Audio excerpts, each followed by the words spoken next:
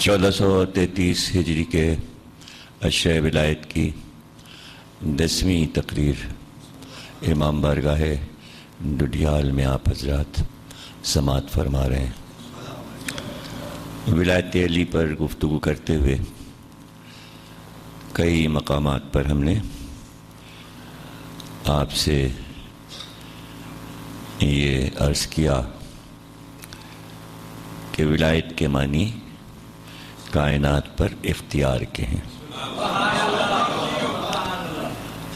ظاہر ہے کہ اللہ کا اختیار عالمین پر ہے، لیکن اگر ہم کسی سے یہ پوچھیں کہ کیا ثبوت ہے تو ہم کو تو وہ ثبوت دکھائی نہیں دیتا کہ کس طرح اللہ عالمین پہ راج کر رہا ہے۔ ظاہر ہے کہ دلائل سے اور قرآن سے اور انبیاء کے کہنے سے اور سرکار دو عالم کے ارشادات سے یہ بات ہمیں معلوم ہوئی ہے کہ اللہ جو ہے وہ یہ کائنات چلا رہا ہے۔ اس کے علاوہ ہمارے پاس کوئی ثبوت نہیں ہے کہ یہ کائنات اللہ چلا رہا ہے اور کوئی اللہ ہے۔ تو جب آپ کے پاس اللہ ہی کا ثبوت نہیں ہے تو علی اگر کائنات چلا رہے ہیں تو اس کا ثبوت ہم کہاں سے دیں آپ؟ ظاہر ہے کہ اللہ کی حکومت کا پتہ بھی قرآن اور نبی نے بتایا اور علی کی حکومت کا پتہ بھی قرآن نے اور نبی نے بتایا۔ اب یہ سوچنا کہ اللہ کی حکومت ہے تو پھر ظاہر ہے کہ علی کی حکومت کیسے ہو گئی، تو یہ میں کہہ چکا 9 دن میں کہ یہ سوچنے کی بات نہیں ہے کہ یہ بات اللہ نے خود ہی کہی ہے کہ ہم نے آدم کو زمین کا مالک بنایا ہے، تو جب اللہ خود ہی زمین کا مالک ہے تو آدم کو کیوں بنایا؟ تو یہ سوال بیکار ہے، انتہائی محمل اور بہت ہی واہیات سوال ہے کہ علی کو حکومت دے کر اللہ کیا کر رہا ہے، آدم کو حکومت دے کے اللہ کیا کر رہا تھا، نوح کو حکومت دے کے اللہ کیا کر رہا تھا، سلیمان کو حکومت دے کے اللہ کیا کر رہا تھا، 1,24,000 انبیاء سے جب وہ کام لے رہا ہے تو خود کیا کر رہا تھا؟ یہ سوال ہی بیکار ہے۔ ہاں بس یہ ہے کہ چونکہ نہیں ماننا ہے اس لیے سوال اٹھانا ہے۔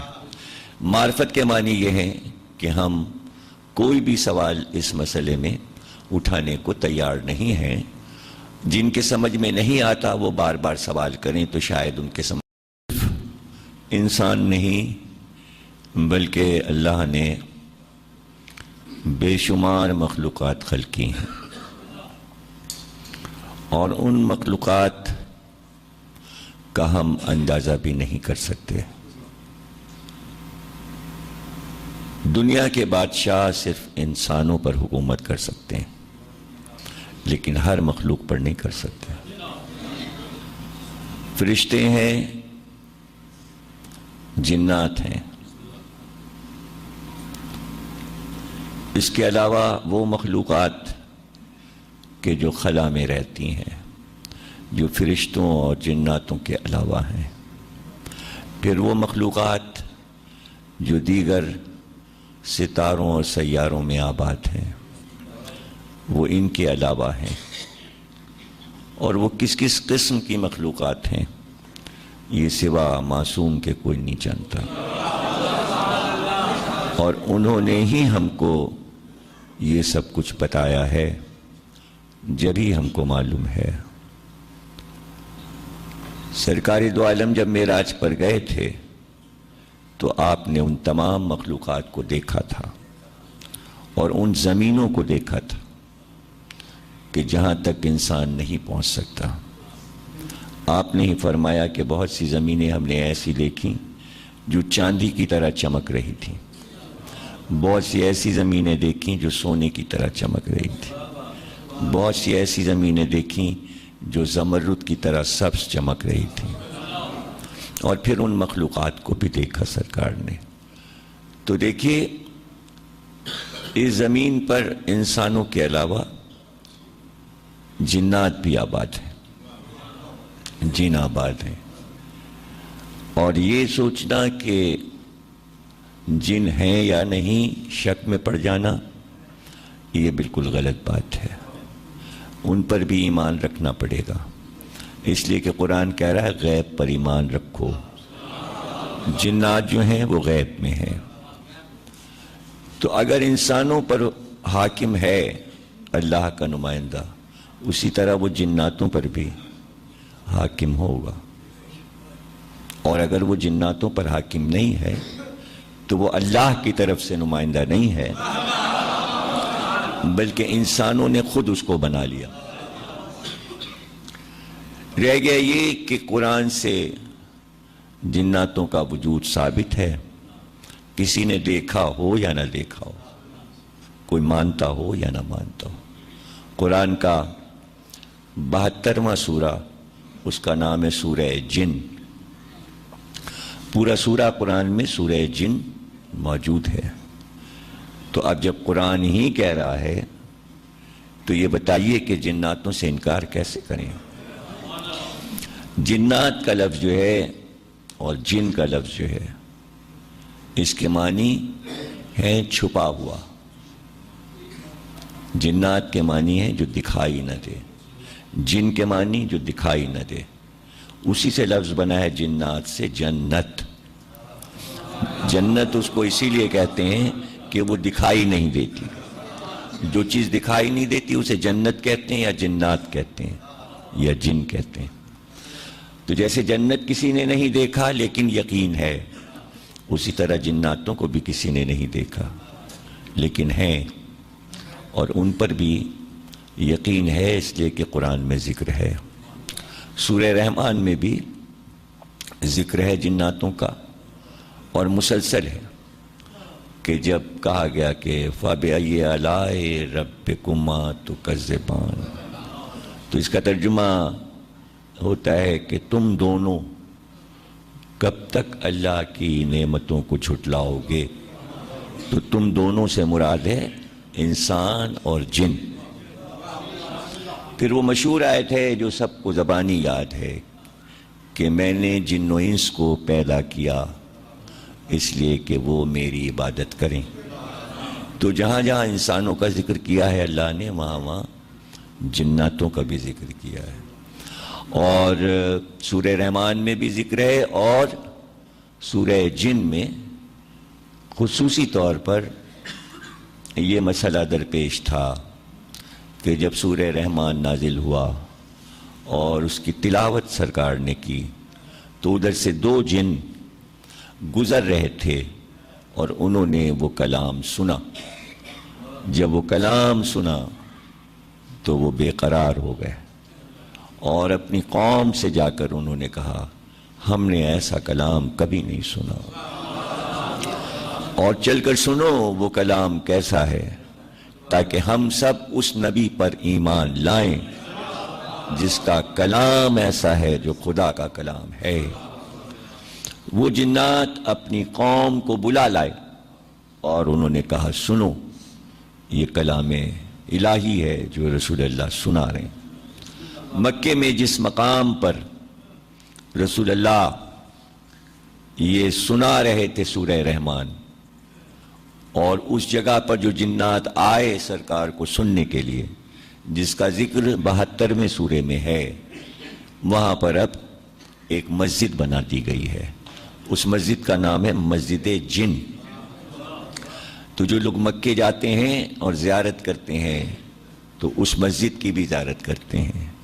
اسی لیے وہ مسجد جن بنی ہوئی ہے کہ وہاں پر جنوں نے آ کر سرکار کے ہاتھوں پر بیعت کی تھی، کلمہ پڑھا تھا، ایمان لائے تھے.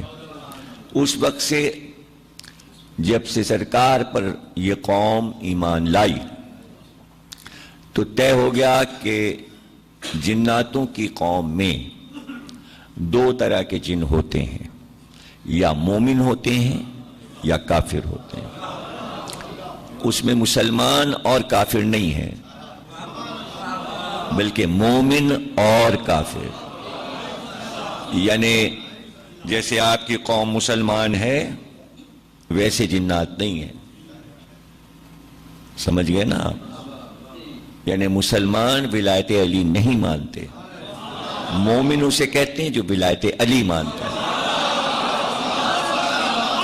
جناتوں میں مسلمان نہیں ہیں لیکن مومن ہیں، یا پھر کافر ہیں. منافق بھی نہیں ہے، جنوں میں منافق بھی نہیں ہے. بس جو مومن ہو گئے وہ ہو گئے. اب جو تھوڑے بہت رہ گئے وہ کافر ہیں، جو انسانوں کو پریشان کرتے ہیں اور جو شیاطین سے جا کر مل گئے ہیں، اور جن کا ذکر قرآن کے 4 قلوں میں ہے. 5واں قل سورہ جن ہے. قرآن میں 5 قل ہیں سورہ جن کو ملا کر، اس لیے کہ سورہ جن بھی قل سے شروع ہوتا ہے تو وہ بھی سورہ قل ہے. اور یہ 30ویں پارے میں 4 قل ہیں. تو کل قل 5 ہیں. قل کو کل نہ کہیں، اس لیے میں نے دونوں لفظ ایک جگہ کر دیا. کل یعنی سب، سارے. قل کہو، کل اور ہے، قل اور ہے. قل کو کل نہیں کہنا، دونوں لفظ الگ الگ ہیں. 5 قل ہیں تو کل ملا کے 5 ہیں.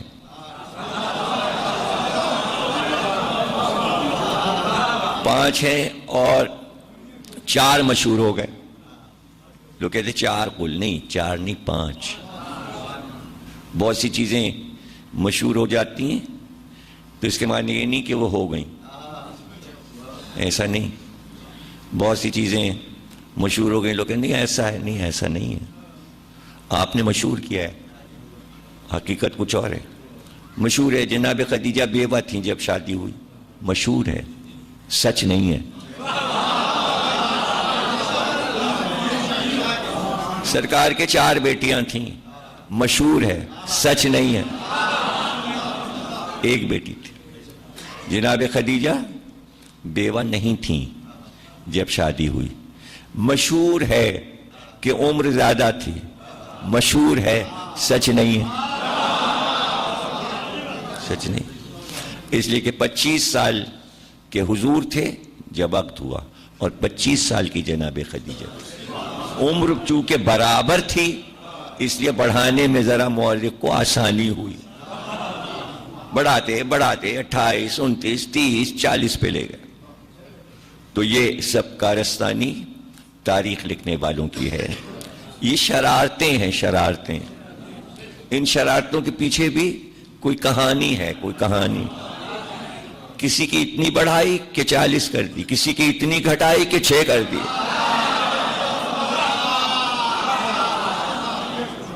تو یہ گھٹانا بڑھانا مورخ کا کام ہے، اور وہ ضروری نہیں کہ رجسٹرڈ ہو جائے بلکہ مشہور ہو جاتا ہے، حقیقت کچھ اور ہوتی ہے. اسی طرح جناتوں میں 2 طرح کے جن ہیں، مومن اور کافر.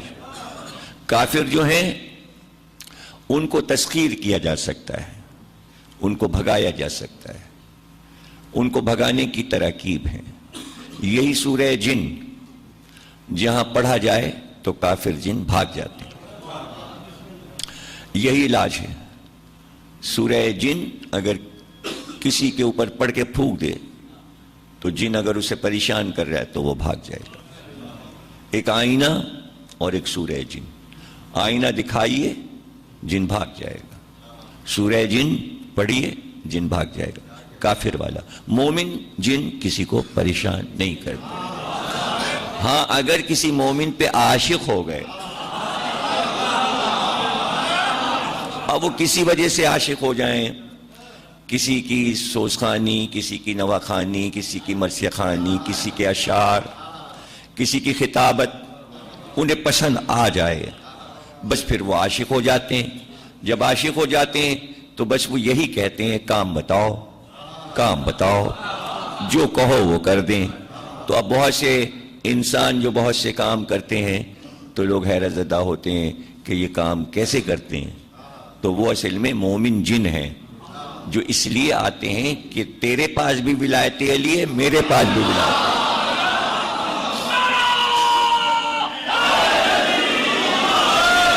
تیرے پاس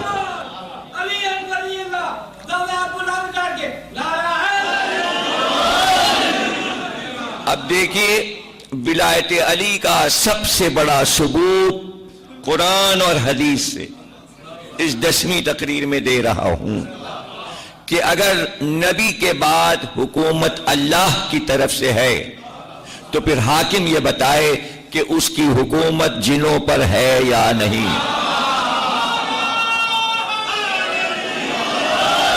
یہ ہے اختیار ولایت، اختیار علی اس مخلوق پر، اس لیے کہ نبی جنوں انس کے نبی ہیں، اللہ جنوں انس کا اللہ ہے.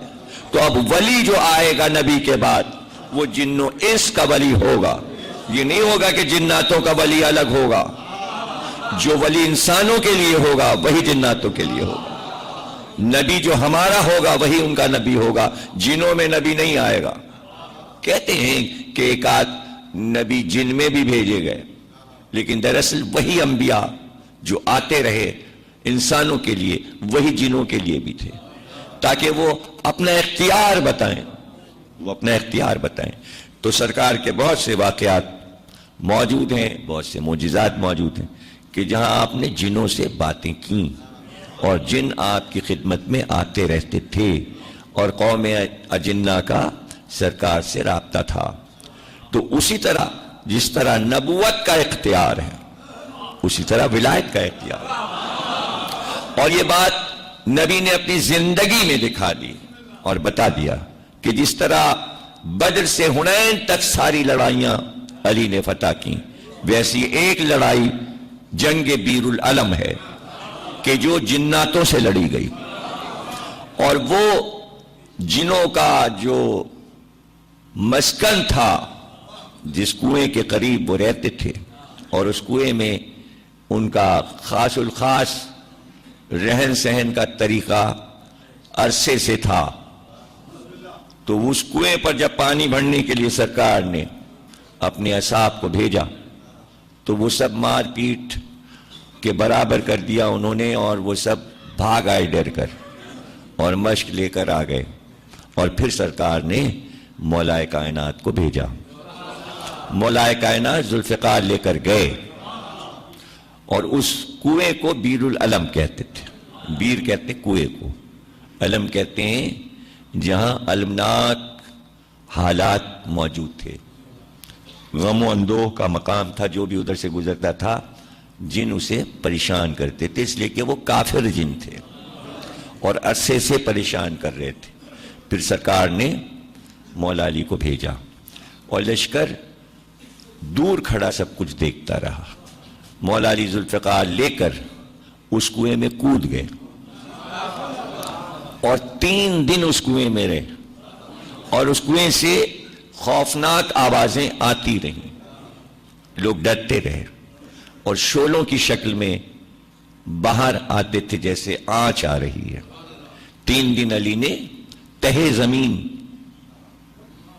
تلوار چلائی اور جن جن کو لا الہ کہنا تھا ان جناتوں نے کلمہ پڑھ کر ایمان قبول کیا، اور جنہوں نے ایمان قبول نہیں کیا وہ قتل کر دیے گئے. تو آسمانی تلوار صرف انسانوں کو نہیں کاٹتی بلکہ جنوں کو بھی کاٹتی. تو وہ مخلوق جو دکھائی نہ دے اس پر حکومت کیسے کی جا سکتی ہے؟ حکومت وہ کرے جسے اللہ نے اختیار دیا ہو. اس لیے ہم ولایت علی کو مانتے ہیں کہ ہمیں پتا ہے کہ علی کا اختیار کہاں تک ہے اور عام انسانوں کا اختیار کہاں تک ہے. اس لیے عام کو نہیں مانتے، خاص کو مانتے ہیں، اس لیے کہ حکم اللہ اور حکم نبی ہے. اور جب علی باہر آئے تو وہ شعلے جو کہ دیو پیکر شعلے تھے وہ علی کی طرف بڑھتے تھے، اور جب علی تلوار سے اس کو کاٹتے تھے تو وہ شعلے سرد ہو جاتے تھے. ایک بہت بڑا دیو پیکر شعلہ نما علی پہ حملہ آور ہوا اور چیخیں اس کی بلند تھیں. علی نے ذوالفقار سے اس پہ وار کیا. تو لوگوں نے پوچھا کہ سرکار یہ کیا خوفناک چیز تھی؟ کہا یہ یاغوس تھا، وہ جن تھا جو نوح کے دور سے اپنی پوجا کرا رہا تھا. یاغوس بت کے اندر یہ سمایا ہوا تھا، بت کے اندر سمایا ہوا تھا. تو اکثر جو شیطان جن تھے وہ بتوں کے اندر آ جاتے تھے، تو کافر یہ کہتے تھے دیکھو ہمارا بت بول رہا ہے، تو سرکار مولا علی کو بھیجتے تھے کہ اس بت کی گردن اڑا دو، بت بھی ٹوٹے گا اور شیطان بھی مارا جائے گا۔ تو یہ سارے اختیار مولا علی کے رسول اللہ نے امت کو دکھائے تاکہ تم میری زندگی میں ایمان لے آؤ کہ علی کا اختیار کیا ہے۔ تو جنہوں نے دیکھا تھا وہ جانتے تھے کہ جناتوں کی لڑائی علی نے سر کی ہے، اور تاریخ میں موجود ہے کہ کس طرح علی نے اس لڑائی کو فتح کیا۔ تو اب جب تہ زمین علی جنوں سے لڑے تو اس وقت مولا کائنات نے جو جنات ایمان لائے تھے ان میں سے جو بہت زیادہ مومن تھا اس کو جناتوں کا بادشاہ بنا دیا۔ اس میں سے بہت سے کافر جن بھاگ کے دور صحراؤں اور جنگلوں اور سمندروں میں چھپ گئے، بھاگ گئے، میلوں بھاگ گئے مولا علی سے ڈر کے اور ذوالفقار سے ڈر کے۔ لیکن جو ایمان لے آئے ان کی حکومت ترتیب دے دی مولا علی نے، اور ایک ان کا سردار مقرر کر دیا۔ بعد وصال نبی مسجد کوفہ میں جب مولا علی کا اپنا دور حکومت تھا، یعنی 30 برس گزر چکے ہیں، اس بیر العلم کی جنگ کے بعد 30 برس کے بعد کوفے کے لوگوں نے اور مسجد کے مجمع نے یہ واقعہ دیکھا کہ مولا علی منبر پر تھے اور مسجد میں ایک بہت بڑا اژدہا داخل ہوا اور وہ منبر کے قریب آیا۔ لوگ اٹھے کہ اسے مار کے بھگائیں، مولا علی نے سب کو روک دیا، کہا اس کو آنے دو، وہ میری طرف آ رہا ہے، اسے منبر کے پاس آنے دو۔ وہ منبر کے پاس آیا، پھر وہ آدھے دھڑ سے اٹھا اور منبر تک بلند ہوا، اور مولا علی نے کان لگا کر اس کی بات سنی۔ جو آواز آ رہی تھی ایسا لگتا تھا کہ ہلکی ہلکی سیٹی سی بج رہی، اور پھر اسی کی زبان میں مولا علی نے کچھ اس کو جواب دیا۔ مولا علی مسکرائے اس کی بات پر۔ اس کے بعد پھر اس نے کچھ کہا جس پر مولا علی کی آنکھ میں آنسو آ گئے اور اس کو کچھ جواب دیا۔ پھر وہ چلا گیا، کنارے کنارے مسجد سے چلا گیا۔ لوگوں نے پوچھا کہ کیا واقعہ ہے؟ آپ نے فرمایا کہ یہ جنوں کے سردار کا بیٹا تھا، اس کا باپ عامر جو کہ جنوں کا سردار تھا، جس کو میں نے بیر العلم کی لڑائی کے بعد جنوں کا سردار بنایا تھا، وہ مر گیا۔ یہ اس کا بیٹا ہے جعفر، میرے پاس آیا تھا پوچھنے کہ اب اس قوم کا سردار کس کو مقرر کیا جائے، اس لیے کہ آپ کے حکم کے بغیر کوئی حاکم ہمارے یہاں مقرر نہیں ہو سکتا۔ تو میں نے اس سے کہا کہ تیرے باپ کے بعد اب تو ہی اس قوم کا سردار ہے، اے جعفر میں تجھ کو جناتوں کا سردار مقرر کرتا ہوں، سردار مقرر کرتا ہوں۔ تو اس نے کہا کہ بے شک آپ نے میرے باپ کی وراثت مجھ تک دے دی۔ تو میں مسکرایا۔ پھر اس نے کہا کہ جس طرح آپ نے میرے باپ کی وراثت مجھے دلائی، اللہ آپ کے بیٹوں کو بھی آپ کی وراثت آپ کو دلائے۔ اس پر میرے آنکھ میں آنسو، اور میں نے اس سے کہا کہ تجھے اپنے باپ کی وراثت مل گئی، لیکن میرے بیٹوں سے میری وراثت چھین لی جائے گی، اور وہ چلا گیا۔ یہ واقعہ بہت مشہور ہوا، اتنا مشہور ہوا کہ آج بھی جب آپ مسجد کوفہ میں جائیں تو عربی میں سبان کہتے ہیں اژدہے کو، سے عین بے الف نون، سبان اژدہے کو کہتے ہیں عربی میں۔ تو بڑا بڑا لکھا ہے باب سبان، یعنی یہ وہ دروازہ ہے جدھر سے اژدہا آیا تھا، جدھر سے اژدہا آیا تھا۔ اور وہاں کے خدام بھی آپ کو بتائیں گے کہ یہ وہ دروازہ ہے جدھر سے اژدہا آیا تھا۔ اب ظاہر ہے کہ وہ دنیا کے بندے جو دنیا کو سب کچھ سمجھتے تھے، جب بعد علی مسجد کوفہ میں ایک اور حاکم آیا اور اس نے جب یہ کہا کہ یہ دروازہ کیوں ہے تو بتایا گیا کہ یہاں سے اژدہا آیا تھا جو کہ جن تھا، اس نے علی سے باتیں کی تھیں، علی نے اس کو جواب دیا تھا، وہ قوم جن کا سردار تھا، تو اس نے بھی اپنے وزیروں مشیروں سے کہا کہ ایک ہمارے لیے بھی ایسا واقعہ ترتیب دو تاکہ ہم بتائیں کہ ہم بھی کچھ اہلیت رکھتے ہیں۔ تو ایک ہاتھی کو سکھایا گیا کہ جب یہ منبر پر ہوں تو ہاتھی لایا جائے اور وہ ایک دروازے سے مسجد میں داخل ہو اور منبر کے پاس جائے، سونڈ اٹھا کے سلام کرے اور پھر اپنی زبان میں کچھ کہے اور یہ بھی اس کو جواب دیں۔ ہاتھی نے سب بات مان لی کہ ہم ایسا کریں گے۔ ہاتھی آپ کو معلوم ہے کہ بہت سے جانور ایسے ہوتے ہیں کہ جن کو انسان سکھا دیتا ہے تو وہ وہی کرتے ہیں جو سیکھ لیتے ہیں۔ اس میں بہت سے جانور ہیں، بلکہ تقریباً سارے ہی جانور، انسان اگر انہیں چاہے تو اپنا جیسا کام انہیں سکھا سکتا ہے، جو کہ آپ کو خود معلوم ہے۔ یہ کام شیر بھی کر سکتا ہے، یہ چیتا بھی کر سکتا ہے، یہ کام بندر بھی کرتا ہے، یہ کام ریچھ بھی کرتا ہے، یعنی انسان سکھا دیتا ہے، یہ کام گھوڑا بھی کرتا ہے، یہ کام اونٹ بھی کرتا ہے، اور ہاتھی تو بہت زیادہ، اس لیے کہ ہاتھی انسان کے بس میں ہوتا ہے کہ وہ اس کو بچپن سے سکھاتا ہے کہ کیا کام کرنا ہے۔ تو ایسے بہت سے ہاتھی افریقہ سے، ہندوستان سے یمن آنے لگے تھے اور یمن سے عرب میں آنے لگے تھے، عراق میں آنے لگے تھے۔ جب ابرہہ آیا تھا ہاتھی لے کر تو اس وقت عربوں نے ہاتھی نہیں دیکھا تھا، پہلی بار انہوں نے ہاتھی دیکھا تھا ایک عام الفیل جب سرکار کی آمد دنیا میں ہوئی، تو اس وقت عربوں کو نہیں پتا تھا کہ ہاتھی نام کا کوئی جانور ہوتا ہے۔ لیکن اب ظاہر ہے کہ اسلام کو آئے ہوئے عرصہ گزر چکا ہے، اب تو ہاتھی بہت سے آنے لگے تھے، عراق میں بھی اور عرب میں بھی۔ تو اب ایسا نہیں تھا کہ 30-36 برس میں، 35 برس میں، 40 برس میں لوگ ناآشنا رہے ہوں۔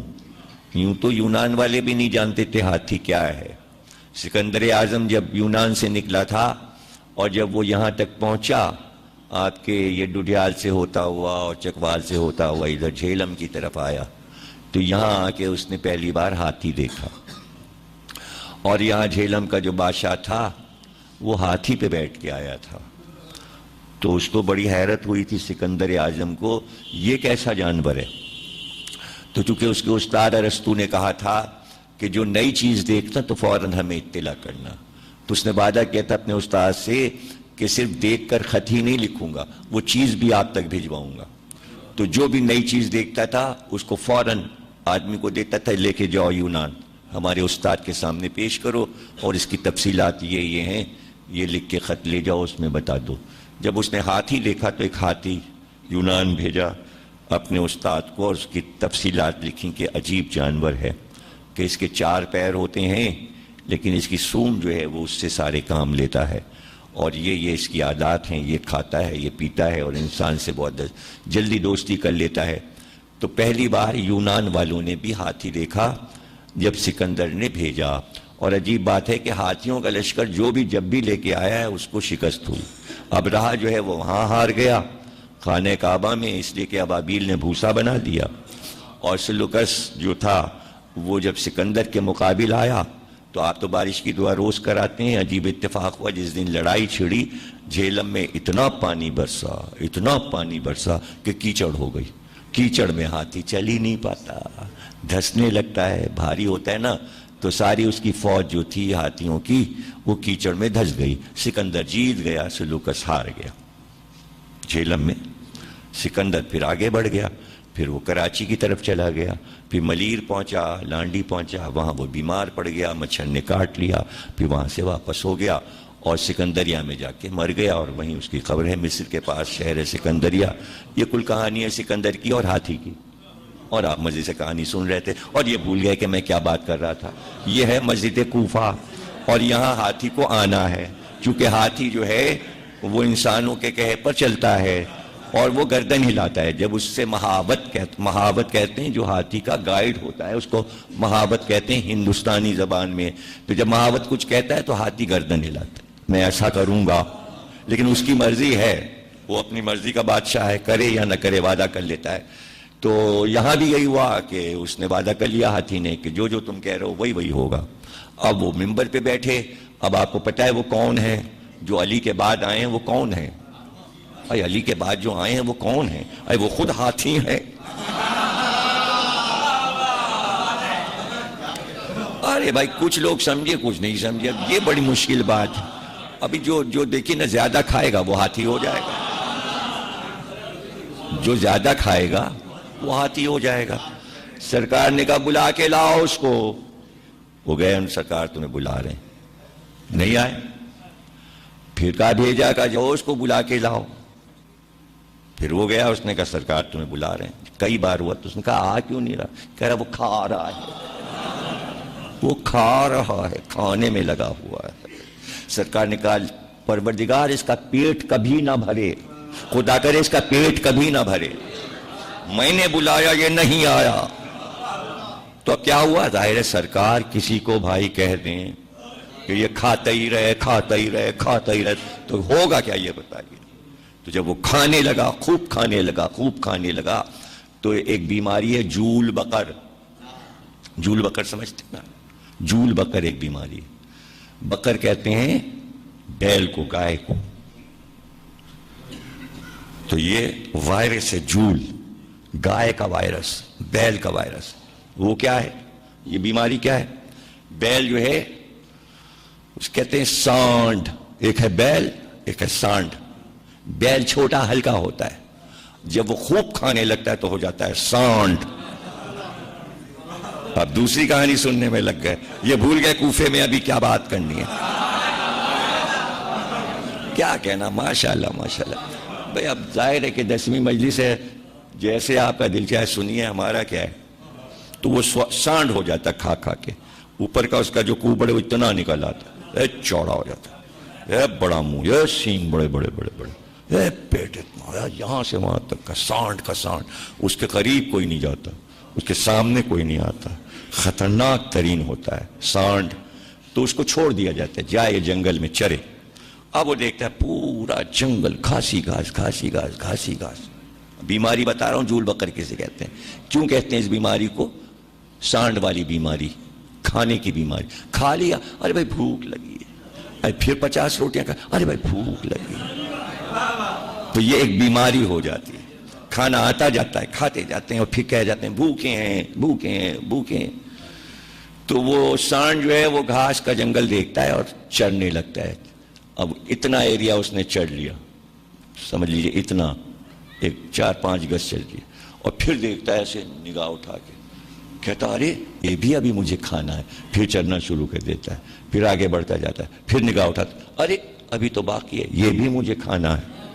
تو یہ سانڈ کو بیماری ہو جاتی ہے کہ یہ پورا میدان صاف کرنا ہے، پورا میدان چڑھنا ہے، پورا چرے جاتا ہے اور کہے جاتا ہے یہ چڑھنا ہے، اب یہ چڑھنا ہے، اب یہ کھانا ہے. وہی بیماری اگر انسان کو ہو جائے تو اس کا نام ہے جول بقر. ہر وقت کھانا سامنے رکھے. تاریخ اسلام میں ایک ہی شخصیت ہے جس کے سامنے ہر وقت کھانا رکھا رہتا تھا، کھائے جا رہا ہے کھائے جا رہا ہے کھائے جا رہا ہے کھائے جا رہا ہے کھائے جا رہا ہے کھائے جا رہا ہے. تو اس کو ہو گیا جول بقر.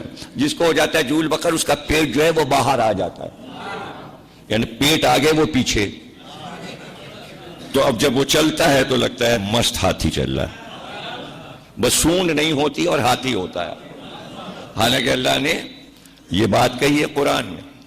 عجیب بات ہے جناب، جو بات آپ کے ذہن میں نہ ہو وہ اللہ کہہ دیتا ہے کہ انسان کے سونڈ نہیں ہوتی.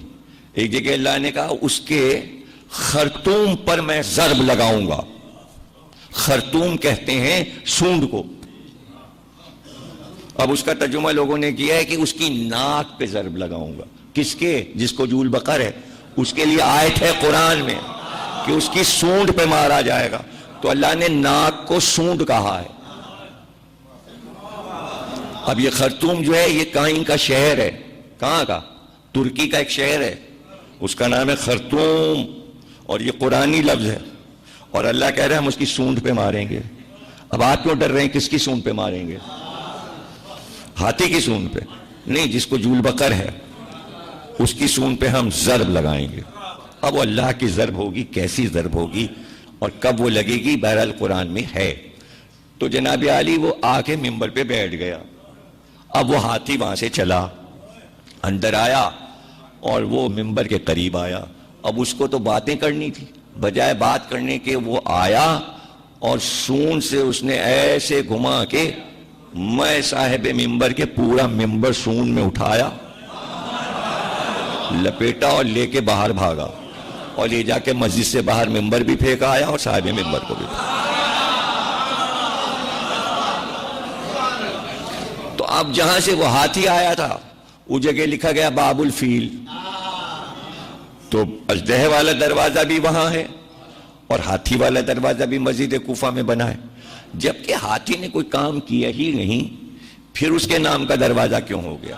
تو پتہ چلا کہ ادھر سے باب سبان سے مسجد کوفہ میں داخل ہو اور ادھر سے باب فیل سے باہر نکل جاؤ، تاکہ مسجد میں جب داخل ہو تو دونوں کام ہو جائیں، یہاں تبلا ہو جائے وہاں تبلا ہو جائے۔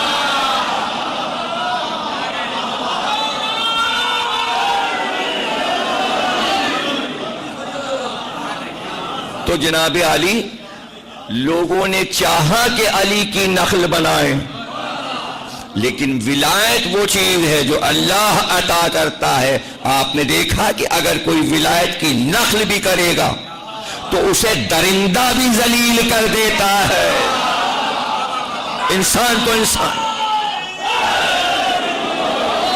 انسان تو انسان ہے۔ تو ظاہر ہے کہ آپ کو تمام ایسے مقامات ملتے جائیں گے کہ جہاں جنات آئمہ کے پاس تشریف لائے ہیں اور انہوں نے آئمہ سے مشورے کیے، اور صرف یہی نہیں بلکہ جو حسین کے ذاکر ہیں ان سے بھی ملاقاتیں کی، اور چونکہ وہ عزادار ہوتے ہیں جنات، ان کے ہاں بھی آپ کی جیسے مجلسیں ہوتی ہیں، تو وہ عزاداروں کو بھی آتے ہیں ملنے کے لیے، آپ کی مجالس میں شریک ہوتے ہیں جنات۔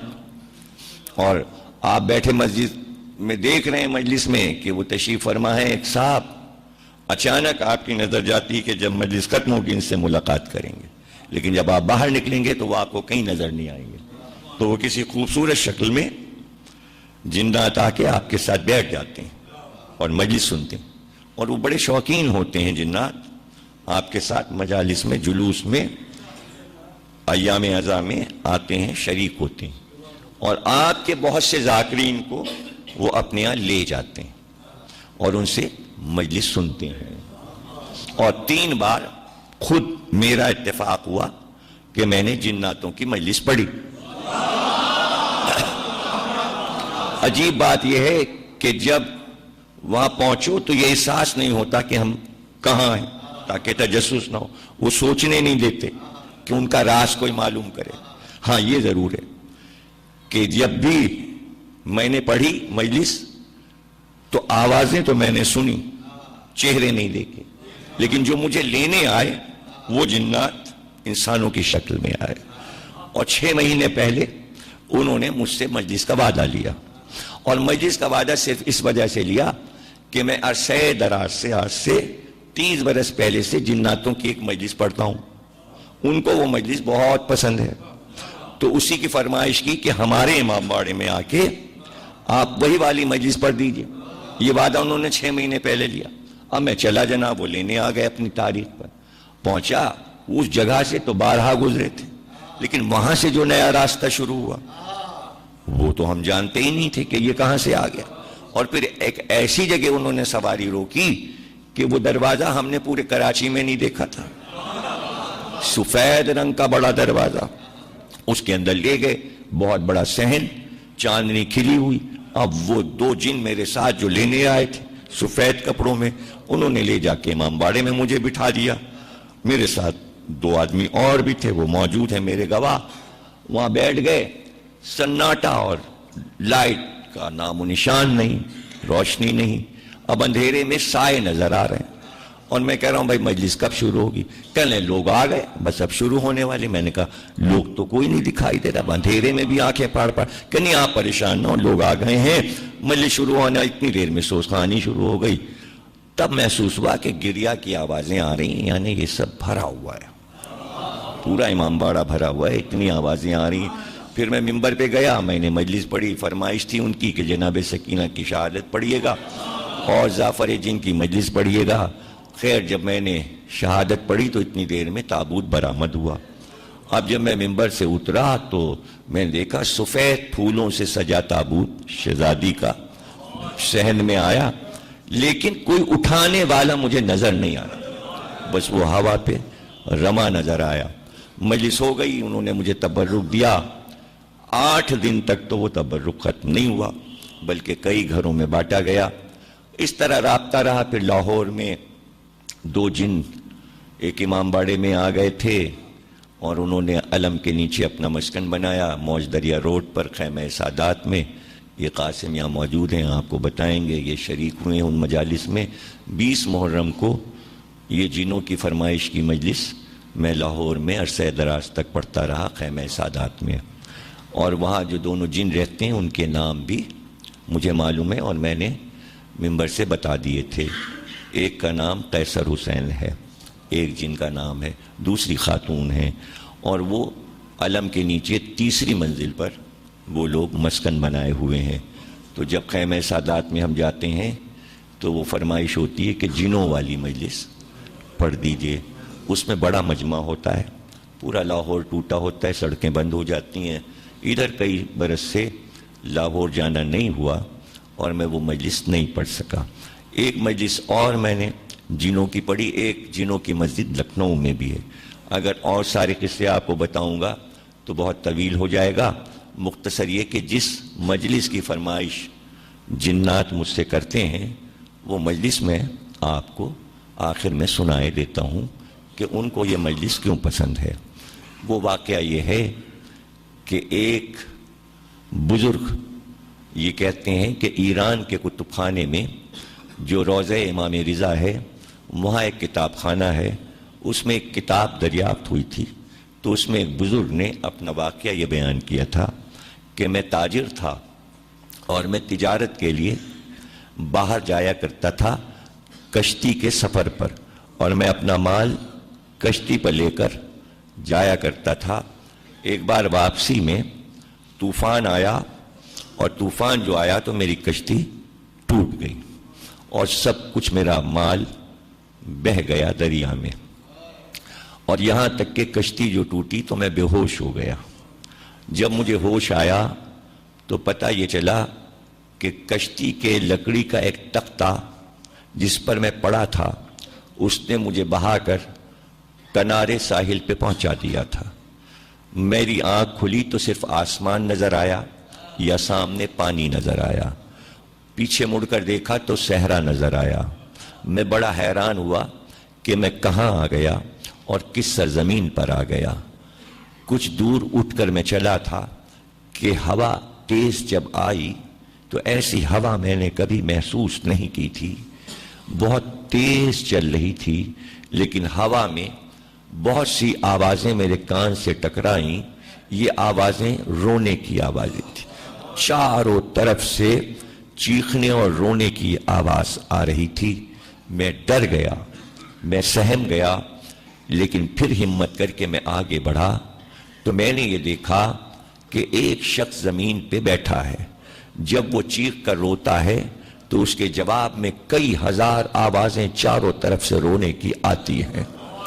میں بہت ڈر گیا، میری ہمت نہیں پڑ رہی تھی کہ میں قریب جاؤں، اس لیے کہ اس آدمی کی جو حالت تھی وہ ایسی تھی کہ اس کے بال الجھے ہوئے اس کے چہرے پہ پڑے تھے، اس کی آنکھیں لال سرخ ہو رہی تھیں، اور وہ سر جھکائے زمین پہ بیٹھا چیخ کے روتا تھا۔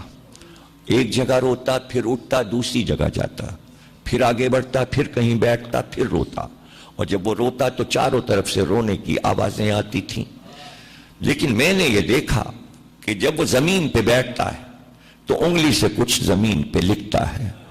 میں نے سوچا کہ صحرا میں اس کے علاوہ کوئی نہیں ہے، میں کہاں جاؤں گا؟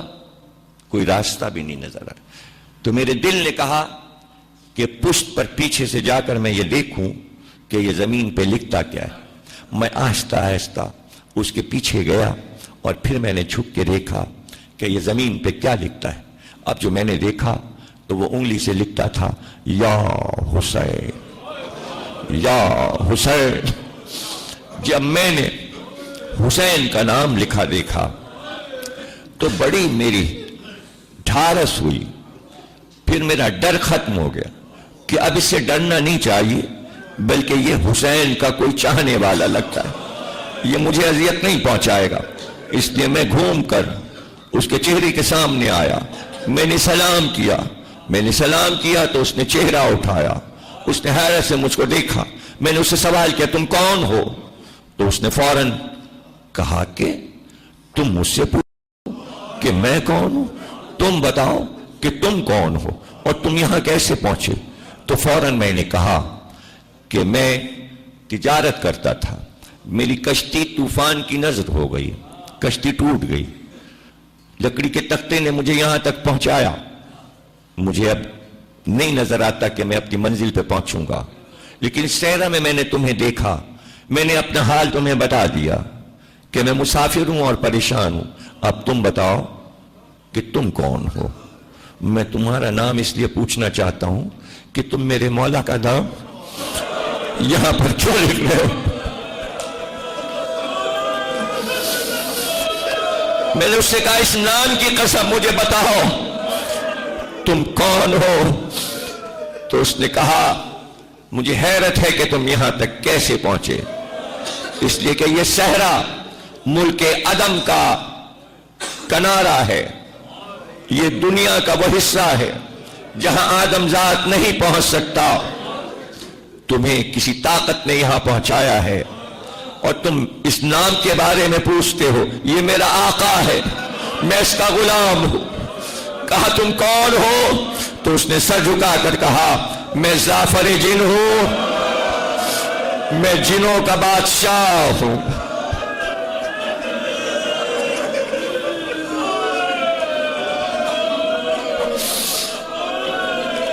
بس یہ سننا تھا کہ میں نے کہا کہ میں نے کتابوں میں پڑھا ہے تیرا حال، میں نے علماء سے سنا ہے تیرا حال، میں نے سنا ہے کہ تو کربلا گیا تھا، تو میں یہ چاہتا ہوں کہ آج تو میرے سامنے ہے، تو مجھ کو بتا کہ کربلا میں کیا ہوا۔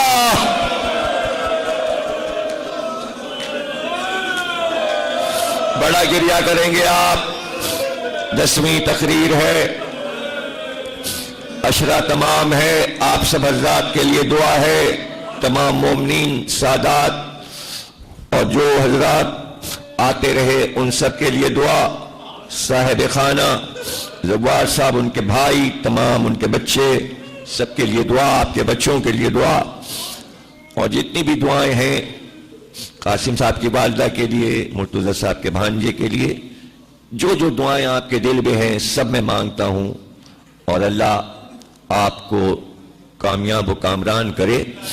چند جملے ہیں یاد رہ جائیں آپ کو یہ مجلسیں، تاکہ میرا نام بھی یاد رہے جب بھی پڑھا ہے میں نے۔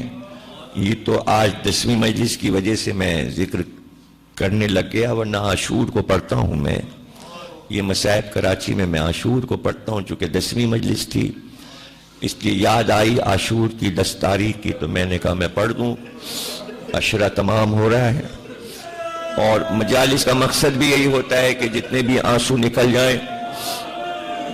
وہ کہتے ہیں کہ اس نے کہا کہ مجھ میں تاب نہیں ہے کہ اب میں وہ دہرا سکوں، تو میں مایوس ہو گیا کہ اب یہ نہیں بتائے گا، تو بے اختیار میں نے کہا درے دندان رسول کی قسم، مسجد کوفہ میں علی کے شکافتہ سر کی قسم، فاطمہ زہرا کے شکستہ پہلو کی قسم، حسن کے جگر کے 72 ٹکڑوں کی قسم، حسین کے کٹے گلے کا واسطہ مجھے بتا کربلا میں کیا دیکھا؟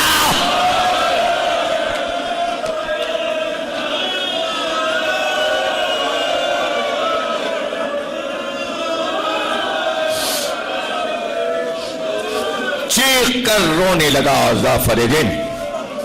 जब होश आया उसने कहा तुमने इतनी कस्में दी हैं तो सुनो, मेरे ताजपोशी का जश्न होता था मेरे दरबार में, तमाम जिन्नात मेरे दरबार में हाजिर हुआ करते थे। जब से मौला अली ने मेरे सर पर ताज रखा था, मैं विलायते अली की याद में जश्न मनाता था कि आज का वो दिन है कि जिन्नातों की हुकूमत मौला अली ने मुझको अता की। इसलिए मेरे दरबार में सारे सरदार अजिन्ना जमा हो जाते थे और खुशी का इजहार होता था, और उसमें दोबारा मेरे सर पे ताज रखा जाता था और मैं तख्त पे बैठता था। अचानक जश्न हो रहा था कि दो जिन्नात मेरे साथी मेरे दरबार में रोते हुए दाखिल हुए। मैंने कहा आज खुशी का मौका है, तुम रो क्यों रहे हो? तो उन्होंने कहा अभी मैं नजफ से ज़ियारत करके जो निकला कि तेरे दरबार में हाजिर हो तो मेरा रुख करबला की तरफ हो गया। जब मैं करबला से चला तो अजीब मंजर देखा। ए अमीर, ये तख्तो ताज जिसके सत्ते में मिला है, सुबह से अब तक हुसैन लड़ाइयों पे लड़ाइयां लड़ चुके, कितने लाशें उठा चुके। अरे कुछ पता है फातिमा जहरा का बाग करबला में ताराज हो रहा, रसूल का घर लूट रहा।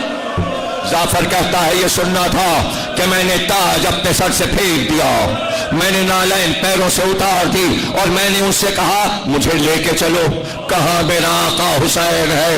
जाफर कहता है मैंने अपनी फौज को हुक्म दिया कि पूरी फौज तैयार हो जाए और फजा में आ जाए। मेरे साथी जिन आगे आगे फजा में परवास करते चले, पीछे पीछे मैं और मेरा लश्कर सारा साथ, यहां तक के जब मैं पहुंचा इराक की सरजमीन पर तो मुझे दरियाए फुरात नजर आया।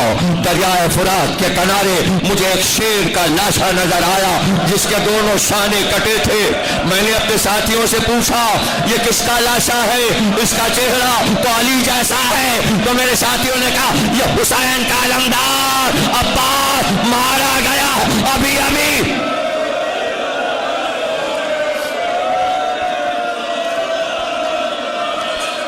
मेरी आंख से आंसू टपके।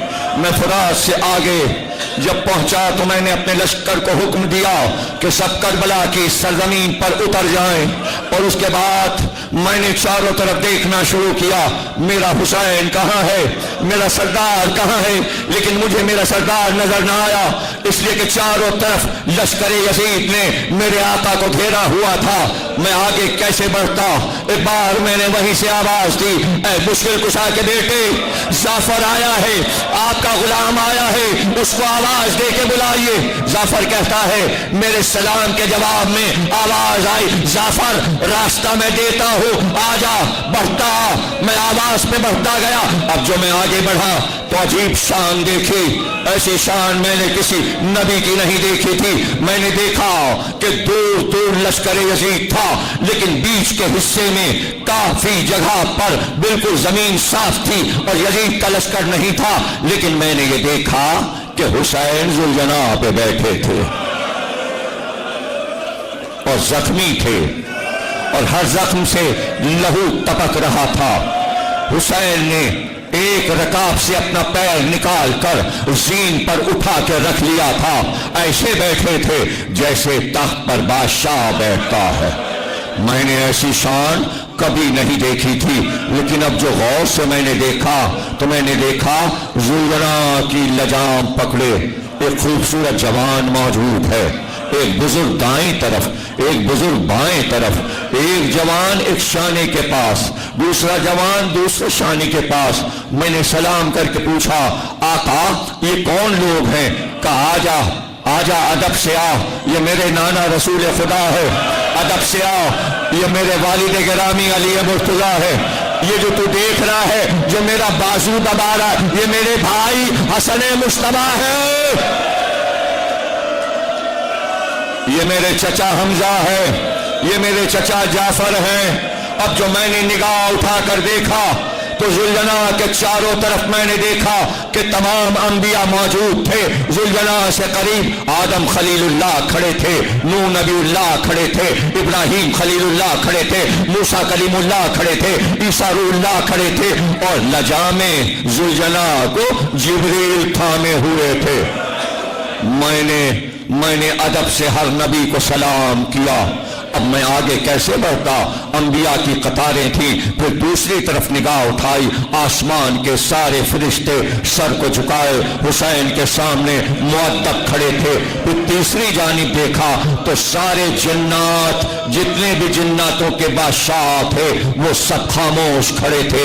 अंबिया सर झुकाए, इब्राहीम खलीलुल्लाह खामोश। हाँ, ये देखा कि अगर कोई बढ़ता था तो वो रसूल अल्लाह थे, उनके हाथ में एक शीशा था और जब हुसैन का लहू टपकता तो बढ़कर उस शीशे में ले लेते, जमीन पर लहू न गिरने देते। हसन मुश्तबा बाजू को सहलाते थे, बाजू को सहलाते थे। तो मैंने पूछा ये जख्म कैसा है जिसे आपके भाई सहला रहे हैं? तो बेख्तियार कहा ये जख्म तीर नहीं, शगले जिंदगानी है, ये हमारे असगरे बेशीर की निशानी है, ये हमारे असगर बेशीर की निशानी है। जाफर कहता है मैं और थोड़ा सा करीब हुआ तो मैंने देखा कि जिब्रील अमी हुसैन से ये कह रहे थे कि अल्लाह का पैगाम ये आया है कि अगर हुसैन कह दें तो आज सूरज को बुझा दिया जाए, अगर आज हुसैन कह दें तो सितारों को जमीन पे गिरा दिया जाए, आज अगर हुसैन कह दें तो ये जमीन फट जाए, आज अगर ये हुसैन कह दें तो ये आसमान जमीन पे गिर जाए।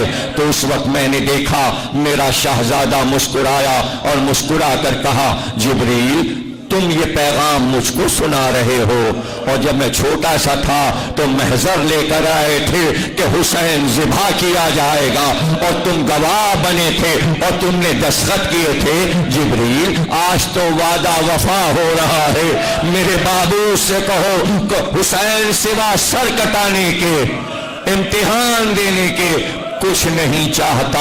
ये गुफ्तगू थी तो मैंने ये देखा, जाफर कहता है कि होठ खुश्क थे तो मैंने कहा आका फुरात करीब है, कहिए तो पानी लाऊं, आप बहुत प्यासे मालूम होते हैं। तो बेख्तियार जाफर कहता है कि एक बार घोड़े से उतर पड़े और मेरा हाथ पकड़ा और हाथ पकड़ के कहा जाफर जरा कुछ दूर मेरे साथ चल, तू पानी को कहता है, मैं पानी पीकर क्या करूं, चल मैं तुझे बताऊं कि क्या हुआ इस करबला में। जाफर कहता है एक खजूर की दरख्त के पास मुझको लेकर आए, वहां मैंने देखा एक जवान का लाशा पड़ा था, उसकी जुल्फें उसके कांधों पर हवा से उड़ रही थी, उसका चेहरा मैंने देखा तो नूर निकल रहा था। एक बार हुसैन ने कहा जाफर पहचाना ये कौन है? का ये तो शबीह रसूल लगते हैं। कहा हाँ ये मेरे लाल अली अकबर है, ये मेरे लाल अली अकबर है। जब ये तकबीर कहते थे तो मेरे नमाजी जमा हो जाते थे। अरे जाफर ये जंग करते हुए मेरे पास आए और मुझसे कहा बाबा थोड़ा सा पानी, मगर मैं जवान लाल को पानी न पिला सका। जाफर मेरा लाल प्यासा मर गया। जाफर कहता है फिर कुछ दूर और बढ़े और एक कनात के पास लाए, मैंने देखा एक छोटी सी कब्र बनी थी। कहा जाफर ये रबाब का लाल अली असगर मेरे हाथ पर प्यासा तड़प के मर गया, मैंने यहाँ अली असगर को दफन किया। जब मेरे बच्चे प्यासे मर गए, ये बता अब मैं पानी पी कर क्या करूं? जाफर अब मैं पानी नहीं पीऊंगा, अब मैं प्यासा प्यासा जाऊंगा। नाना मुझे लेने आए हैं, बाबा मुझे लेने आए हैं, भैया हसन मुझे लेने आए हैं। तो जाफर कहता है कि अगर आप इजाजत दीजिए तो मैं तलवार निकाल कर इनसे जंग करूं और मैं इनका खात्मा कर दूं। तो बेख्तियार का जाफर ये कैसे हो सकता है कि तुझे ये लोग देख नहीं सकेंगे और तू इनको देख रहा होगा? तो बेख्तियार मैंने हाथों को बांध कर कहा कि बद्र की लड़ाई में फरिश्ते आए थे और रसूल अल्लाह की मदद की थी और लश्कर जो था काफिरों का वो फरिश्तों को नहीं देख सकता था, तो उस वक्त अल्लाह ने इज़्न क्यों दिया? आज मुझे इज़्न मिल जाए। तो बेख्तियार कहा वो नाना का जमाना था, आज तो सर देना ही देना है, इसलिए हुसैन को फतह नहीं चाहिए। जाफर अब पीछे हट जा, जाफर अब पीछे हट जा, बस अब ज्यादा बात मैं तुझसे नहीं कर सकता। जाफर कहता है, ये कहकर हुसैन घोड़े पर सवार हुए। जब घोड़े पर सवार हो गए तो एक बार जिब्रील की तरफ मुखातिब हुए और कहा, जिब्रील अमी, अंबिया से कहो कि मुलाकात हो चुकी, आदम से कहो अपने हुजरे में वापस जाएं, नूह से कहो वापस जाएं, इब्राहिम से कहो वापस जाएं, मूसा से कहो वापस जाएं, ईसा से कहो वापस जाएं। एक एक नबी सर झुकाकर वापस चला। देखते ही देखते 1,24,000 अंबिया जन्नत को वापस गए। फिर हुसैन ने कहा कि जिब्रील फरिश्तों से कहो आसमान को वापस जाएं। देखते ही देखते सारे फरिश्ते हुक्म पर वापस चले। मैदान खाली होने लगा। मैंने वहां से पुकार कर कहा, ये तो आपका आखिरी दरबार था, ऐसा दरबार तो किसी नबी और किसी इमाम का नहीं देखा। आप ये दरबार बर्खास्त क्यों कर रहे हैं? जाफर मेरे करीब आ और मेरी आखिरी बात सुन ले। अपनी कौम से कह दे कि ये भी वापस जाए और अपनी कौम को वापस लेकर जा। तो मैंने रोकर कहा, मैं जाकर क्या करूंगा, मैं वापस जाकर क्या करूंगा? कहा, जा, जब तक जिंदा रहना, जब ठंडा पानी पीना तो हुसैन को याद करना और मेरी ताजियादारी करते रहना, मेरी अज़ादारी करते रहना और रोते रहना और मातम करते रहना। ये कहकर जाफर कहता है, हुसैन ने अपने घोड़े की लगाम को खींचा और कहा, जाफर तू कह रहा था कि मैं लड़कर दिखाऊं, आज देख हुसैन कैसे लड़ता है। जाफर कहता है कि मेरे आका ने एक बार जुल्फ़कार निकाली और हमला किया और यह कहकर हमला किया, जिसके जवान बेटे को मारा अब उसकी लड़ाई देखो, जिसके बराबर के भाई को मारा अब उसकी लड़ाई देखो। जाफर कहता है, ऐसी लड़ाई मैंने मैदान जंग में नहीं देखी। उसके बाद जाफर कहता है, हमला करके हुसैन फिर वापस आए और कहा, जाफर तू अब तक गया नहीं, कब कुछ और इजाजत दीजिए कि मैं मैदान में ठहर जाऊं। तो एक जुमला ऐसा कहा कि फिर मैं वहां रुक नहीं सका। वो जुमला ये था, जाफर अब यहाँ कोई नहीं ठहर सकता, इसलिए कि कुछ देर में अम्मा की सवारी आने वाली है, अम्मा की हमारी। अब जा, वापस जा, तुम सलामत रहो। चंद जुमले रह गए और तकरीर खत्म हो गई। चंद जुमले रह गए और तकरीर खत्म हो गई। बड़ा आपने गिरिया किया। जाफर कहता है, जब मुझको कसम दे दी तो मैं वापस चलाओ, मैं अपने घर आया, मैं अपने दरबार में आया। आकर मैंने कहा, तख्त हटाओ, यहाँ फर्श आज़ा बिछाओ। पूरी कौम से मैंने कहा, फर्श आज़ा पर बैठ जाओ और सब हाय हुसैना कहकर रो। जब रोने का शोर उठा तो मेरी माँ दरवाजे पर आई। कहा, जाफर आज तो तेरे यहाँ जश्न था, ये रोने का और फरियाद का गुल क्यों है? तो मैंने माँ से कहा, करबला में फातिमा ज़हरा का घर लुट गया, हुसैन के खानदान के बच्चे जवान मारे गए, मैं अभी हुसैन से मिलकर आ रहा हूं। जाफर कहता है, मेरी माँ ने कहा, तो फिर क्या तूने हुसैन को तन्हा छोड़ दिया? का उन्होंने मुझे वापस कर दिया, मुझे रुकने नहीं दिया। जाफर कहता है, मेरी माँ ने कहा, मैं दूध नहीं बख्शूंगी अगर तू वापस नहीं जाएगा, और मुझको भी ले चल, और तेरे बच्चे, तेरी बीवी और तेरी माँ सब तेरे साथ चलेंगे। जब मेरी माँ ने कसम दी तो मैं रोता हुआ फिर वापस चला। बजनाब तकरीर खत्म हो गई। जाफर जिन कहता है, मैं अपनी माँ को, अपने छोटे बच्चों को, अपनी बीवियों को, सबको लेकर मैं चला और मेरी कौम भी चली। अब जो मैं वापस चला तो मैं जब वापस आया था तो सूरज निकला था, लेकिन अब जो मैं चला, निकल कर बाहर सहरा में आया तो मुझे अंधेरा नजर आया, आंधी तेज उठ रही थी। अब जो मैं समंदरों से गुजरा तो मैंने देखा पानी उछल रहा था। अब जो मैंने नीचे देखा जमीन हिल रही थी। करबला तक आते आते अंधेरा हो गया, मैदान में कुछ नजर न आया, इसलिए कि आफताब को गहन लग गया था, चांदी उठ रही थी। मैं बहुत घबराया, दाएं गया, बाएं गया, जब कुछ समझ में ना आया वहीं से आवाज दी, मौला मुश्किल कुशा, जाफर की मदद कीजिए।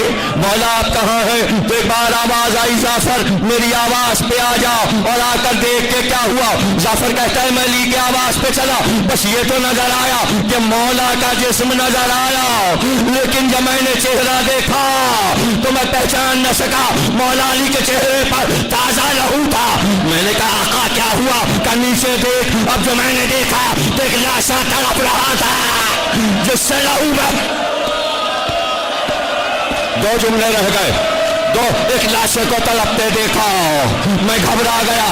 अभी यही था कि एक बार मैंने देखा कि एक बीबी روتی ہوئی صحرا کی طرف سے پکار رہی تھی، ارے میرا بھائی، ارے میرا بھائی۔ پر میں نے دیکھا کہ خیمے جل رہے تھے، شعلے اٹھ رہے تھے، اور میرے بچے آگے بڑھ کر سکینہ کے سامنے کھڑے ہو جاتے، کبھی میری ماں زینب کے سامنے، اور ایک قیامت کا صبح شام غریبہ۔